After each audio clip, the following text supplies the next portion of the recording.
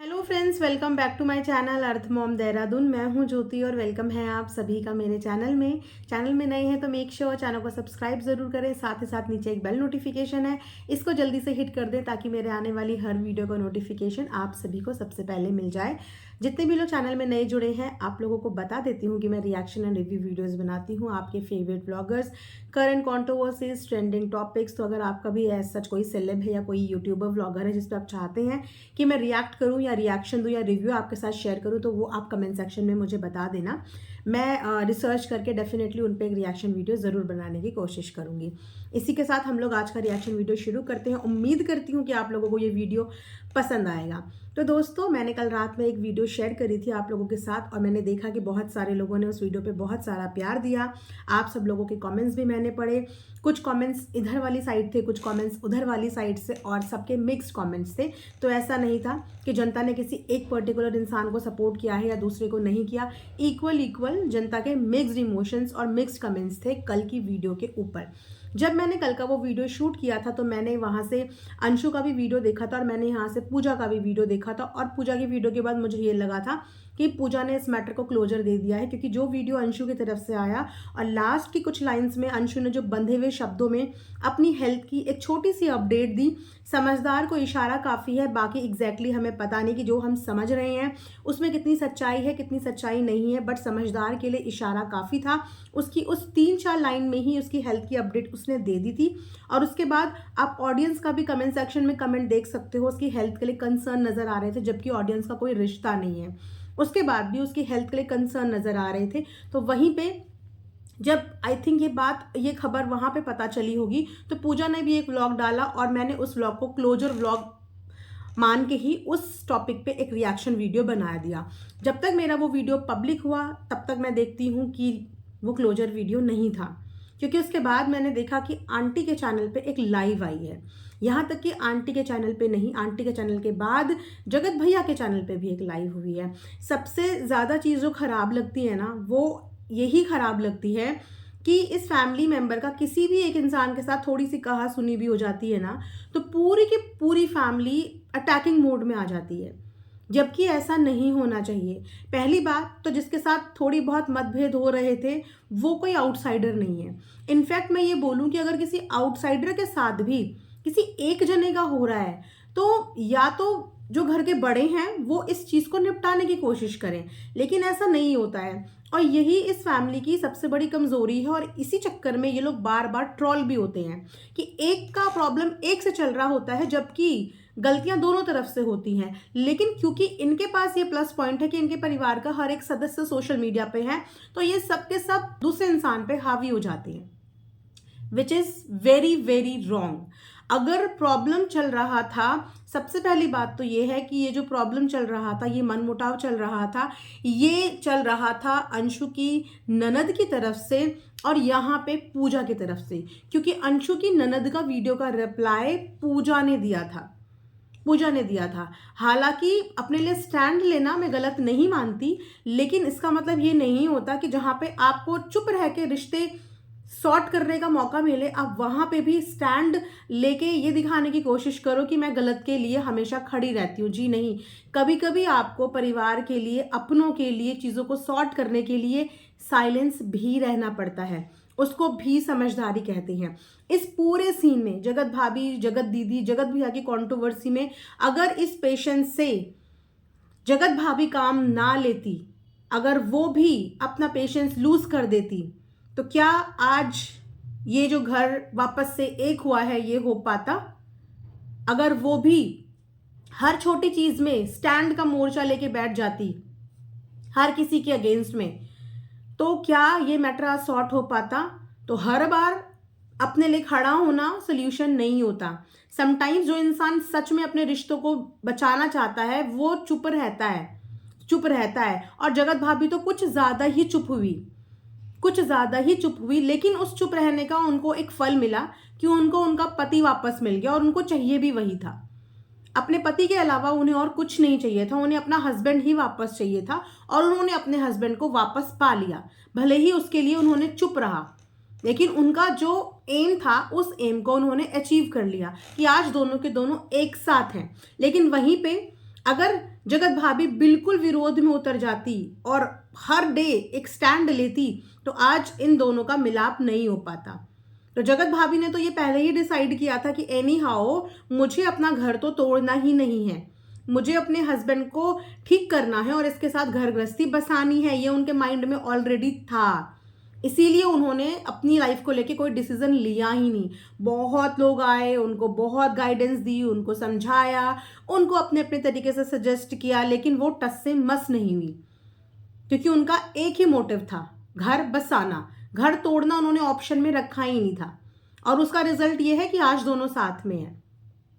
लेकिन यहाँ पे क्या हुआ, सबसे पहले तो मैं इस कहानी को ढंग से नहीं समझ पा रही थी, लेकिन अब काफ़ी हद तक मुझे ऐसा लगता है कि कहानी मेरे सामने क्लियर है।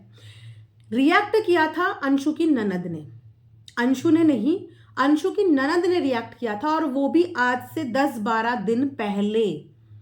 10-12 दिन पहले उन्होंने एक वीडियो बनाई थी, जिस वीडियो में उन्होंने रिएक्ट किया था, जो कि अगेन उनको नहीं करना चाहिए था।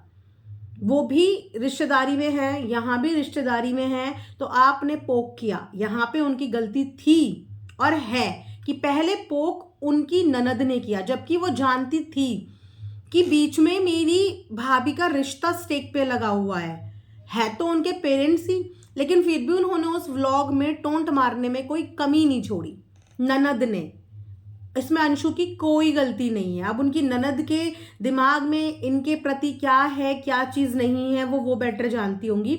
लेकिन वो वीडियो का रिएक्शन पूजा ने किया 10-12 दिन के बाद। वो भी क्यों? क्योंकि उससे पहले उन्होंने वो वीडियो नहीं देखा था। उनके पास किसी ने उस वीडियो का लिंक दिया, और जब वो लिंक पूजा के पास आया तो पूजा ने वो लिंक अंशु से शेयर किया, ताकि अंशु इस चीज़ पे अपने एंड पे चीज़ों का कुछ सोल्यूशन निकाल ले। लेकिन अंशु ने 2-3 दिन तक उस लिंक से रिलेटेड ना कोई बात करी, ना उस लिंक पे रिएक्ट किया। उसके बाद आके पूजा ने वीडियो बना के उस वीडियो पे जवाब दिया। ये चीज़ यहाँ से शुरू हुई। अब इसमें आप लोग डिसाइड करना, क्योंकि यहाँ पे बहुत सारे लोग एक फैमिली से आते हैं, बहुत सारी बहुएं हैं, बहुत सारी माएँ हैं, हमसे उम्र में बड़े भी हैं और हमसे उम्र में छोटे भी हैं।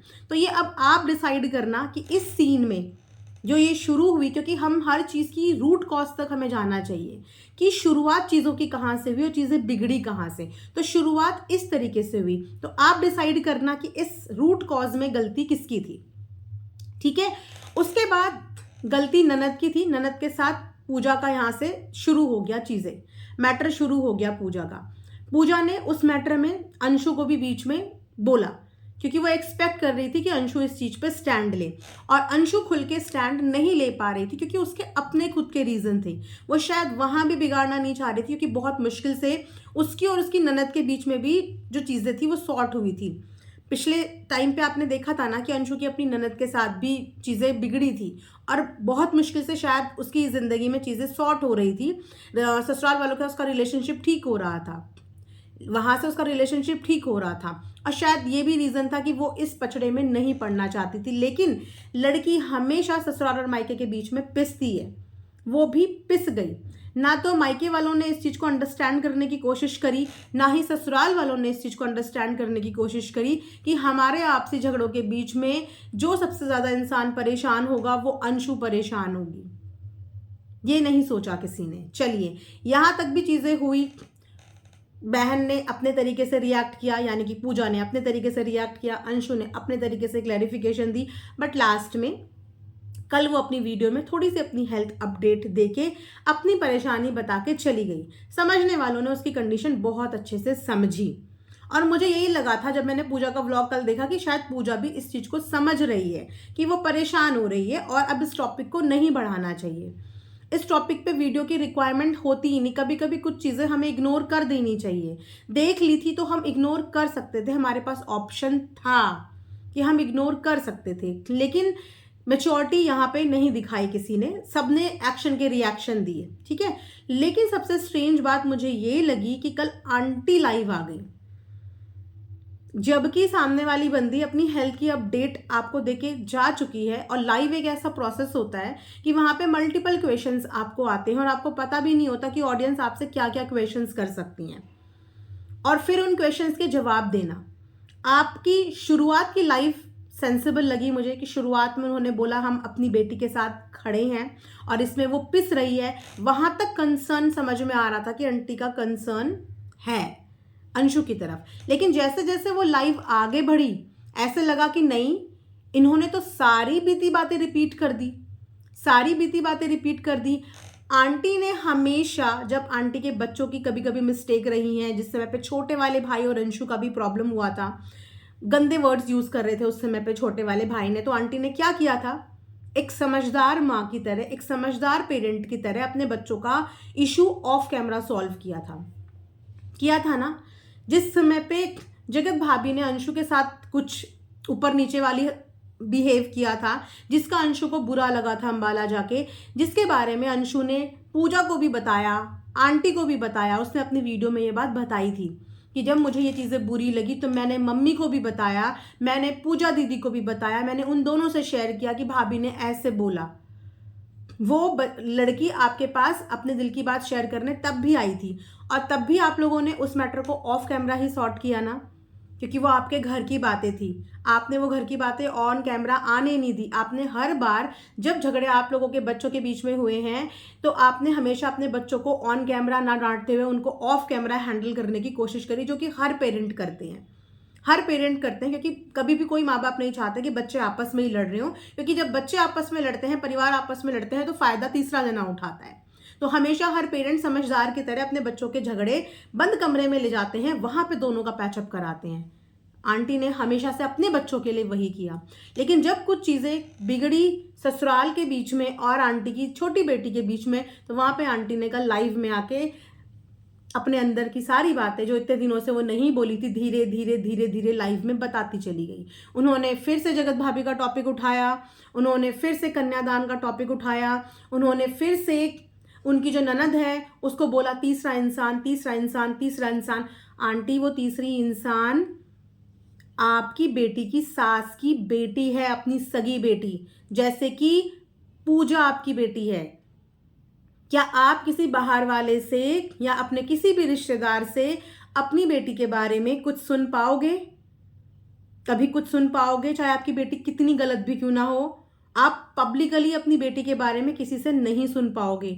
और आप पब्लिक प्लेटफॉर्म पे सबके आगे परिवार में जवाई अच्छा है, बेटी अच्छी है, सास अच्छी है, ससुर अच्छे हैं, लेकिन तीसरा इंसान, वो तीसरा इंसान उन्हीं की औलाद है, वो तीसरा इंसान उन्हीं का पैदा किया हुआ बच्चा है।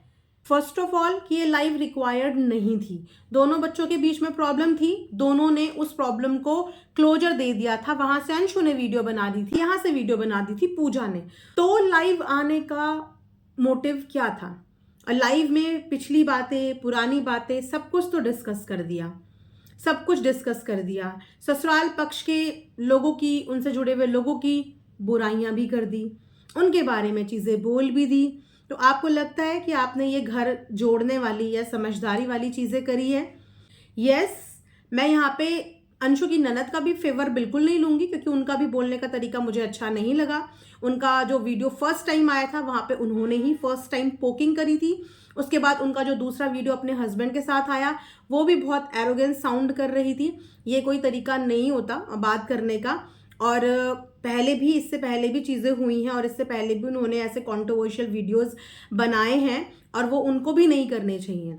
उन्होंने भी गलत अप्रोच करी। लेकिन यहाँ पे मैं एक समझदार माँ वाली बात कर रही हूँ। माँ जो कि आपकी, मेरी या कोई भी कॉमन माँ करे, वो हमेशा यही करेगी कि ससुराल पक्ष में जब बेटी होती है, ससुराल साइड में जब बेटी होती है, तो वो रिश्ते बहुत सेंसिटिव होते हैं, बहुत सेंसिटिव होते हैं। और वहाँ पे साइलेंस रह के, चुप रह के रिश्तों को सॉल्व करना पड़ता है। अगर इस पूरी कंट्रोवर्सी के दौरान एक बार भी जगत भाभी के परिवार वाले बिखर जाते या उनके परिवार वाले कुछ बोल देते, तो आज कितना गलत माहौल होता। उनकी बेटी के साथ क्या क्या नहीं गुजरा, उनकी किस किस लेवल की इंसल्ट नहीं हुई। जगत भाभी खुद कम्युनिटी पोस्ट करके बताती थी कि आज उनकी मम्मी के साथ ये इंसल्ट हो रही है, उनके पापा के लिए ऐसा बोला गया है।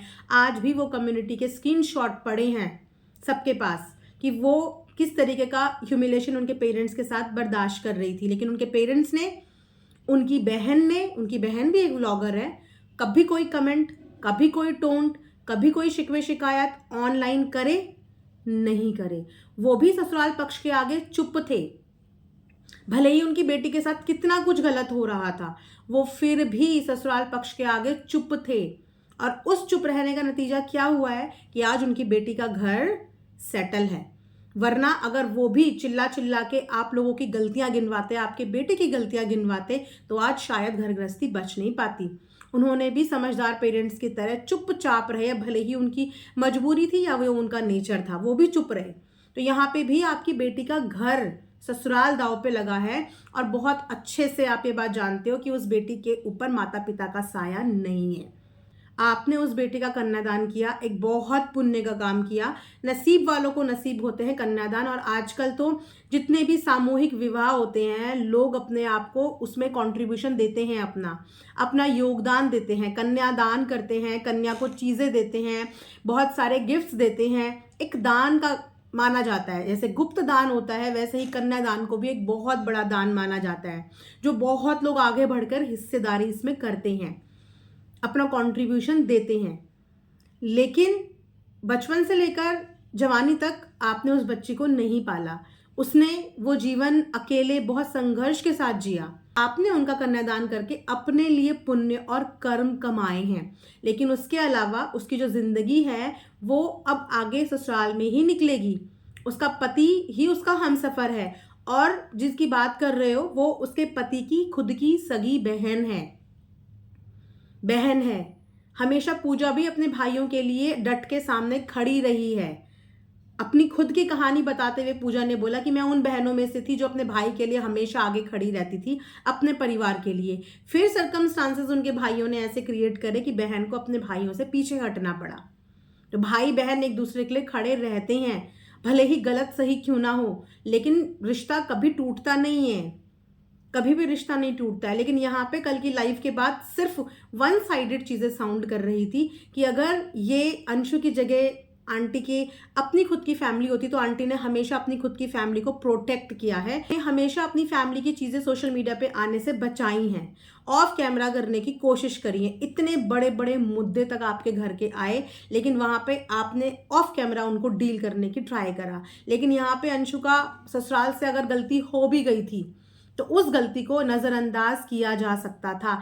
आज आप यहाँ पे अंशु को बोल रही हो अपने लिए खड़े हो, अपने लिए स्टैंड लो, आज तुम सुनोगी, कल को तुम्हारे साथ ऐसा करेंगे, कल को तुम्हारे साथ वैसा करेंगे। आंटी आप खुले में उसको प्रोवोकेशन कर रहे हो। आप इसको कहते हैं भड़काना, वो भी खुले में आप भड़का रहे हो। माँ कभी भड़काने का काम नहीं करती, मिलजुल के रहने और मिलजुल के रहना सिखाती है। आप सामने सामने बोल रहे हो कि खड़े हो, अपने लिए लड़ो, अपने लिए ये करो, अपने लिए वो करो। ऐसा कुछ नहीं हुआ है उसके साथ। किसी ने उसके साथ कुछ ऐसा गलत नहीं किया है कि वो अपने लिए खड़ी हो जाए या आपने उनसे लड़ ले। वो मनमुटाव आप लोगों के बीच के थे। उन्होंने बोला, वो उनकी गलती थी, लेकिन आपने बोल के क्या किया? आपने भी वही कर दिया। अगर उनके बोलने पे आप लोग चुप होते तो आज आप लोग बड़प्पन दिखाते, आप लोग ये दिखाते कि आप एक बेटी के पेरेंट्स हैं, आप लोग बड़े हो जाते हैं यहाँ पे। और वो ही सिर्फ एकमात्र गलत हो जाते क्योंकि उन्होंने पहला प्रोवोकेशन आपके लिए किया, लेकिन आपने उस प्रोवोकेशन का जवाब दिया 10-12 दिन बाद, और जवाब पे जवाब दिया। तो अब दोनों में से बताओ ना कि कौन सही कौन गलत। अब दोनों ही एक ही प्लेटफॉर्म पे आ गए और इस सब चीज़ों के बीच में अगेन वो लड़की पिस रही है। लाइफ खत्म हुई, चलो समझ में आता है। उसके बाद जगत भैया की लाइफ शुरू हो गई और जगत भैया ने भी क्या टाइटल डाला, एक टॉन्ट वाला टाइटल। फिर आंटी का आज व्लॉग आया, उन्होंने क्या टाइटल डाला, अगेन एक टॉन्ट वाला टाइटल। टॉन्ट वाले टाइटल आ रहे हैं लाइफ पे लाइफ, एक के बाद एक फैमिली मेंबर की आती है, एक के बाद एक फैमिली मेंबर की आती है। इस तरीके से ऐसा लगता है कि आप एक बंदे के ऊपर सब लोग मिलकर दबाव बना रहे हो। ऐसा लगता है, एज अ व्यूअर बता रही हूँ, ऐसा लगता है कि एक इंसान के ऊपर आप लोग सब मिलके दबाव बनाते हो, या तो टाइटल के माध्यम से, या थंबनेल के माध्यम से, या वीडियो के माध्यम से, या लाइव के माध्यम से।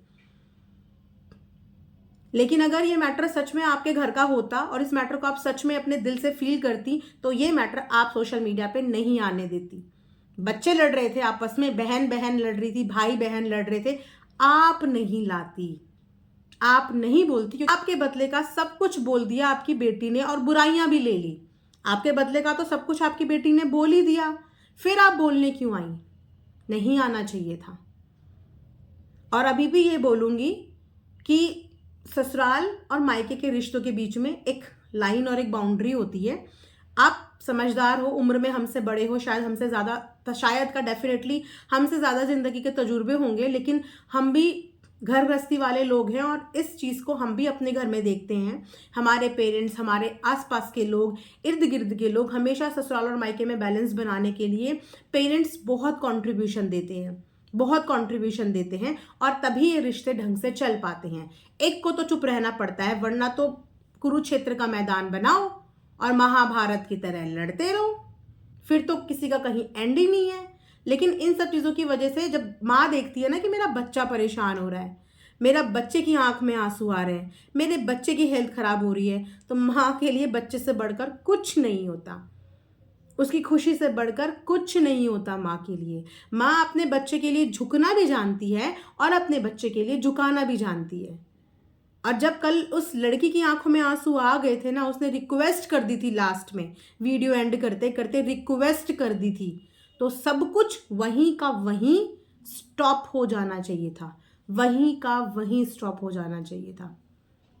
बट क्या कह सकते हैं, ऑडियंस बहुत ज़्यादा रिक्वेस्ट कर रही थी इस चीज़ के लिए रिएक्ट करने का। मैंने जो कल वीडियो बनाया था, वो वीडियो मैंने तब बनाया था जब तक मैंने इनकी लाइव नहीं देखी थी। मुझे लगा था चीज़ों को क्लोजर दे दिया है, चलो बहुत अच्छी बात है, अंत भला तो सब भला। लेकिन जब यहाँ से भी लाइव आई, फिर वहाँ से जगत भैया की भी आ गई, फिर आज फिर से टाइटल में टॉन्ट वाला टाइटल आ गया। सो आई डोंट नो कि क्या हो रहा है क्या नहीं। बाकी जनता जनार्दन है, आप लोग अच्छे से इस चीज़ को समझते भी हो, देख भी रहे हो, मेरे से ज़्यादा एक्सपीरियंस भी बहुत सारे यहाँ पे होंगे। आप लोग अपने हिसाब से कमेंट सेक्शन में कमेंट करके ज़रूर बताना, जो चीज़ मुझे सही लगी, जो चीज़ गलत लगी, मैं बिल्कुल ट्रांसपेरेंट तरीके से अपनी बात रख देती हूँ। मुझे जहाँ जो चीज़ सही लगती है, जहाँ जो चीज़ गलत लगती है, मैं अपने एक्सपीरियंस के हिसाब से और अपने थॉट्स के हिसाब से, जो मेरा पर्सनल पॉइंट ऑफ व्यू है, मैं वो शेयर कर देती हूँ। आप लोग अपना कमेंट सेक्शन में कमेंट करके ज़रूर बताइएगा। और यही बोलूँगी, वो बच्ची वहाँ परेशान हो रही है, अंशु, थोड़ा सा उसको उसकी ज़िंदगी में स्पेस दे दीजिए, उसको जीने दीजिए उसकी लाइफ। और ससुराल और मायके के बीच में जो ये मतभेद चल रहे हैं, इसको बेटर होगा कि आप लोग ऑफ कैमरा रखें, जैसे आपने अपने बाकी अदर चीज़ें अपनी फैमिली की ऑफलाइन रखी हैं काफ़ी हद तक, वैसे ही इस लड़की का मायके ससुराल का भी जो प्रॉब्लम है वो आप प्लीज़ ऑफलाइन रखने की एटलीस्ट ट्राई करें। बस इसी के साथ ये वीडियो मैं यहाँ पे एंड करूँगी। Thanks for watching earth mom Dehradun.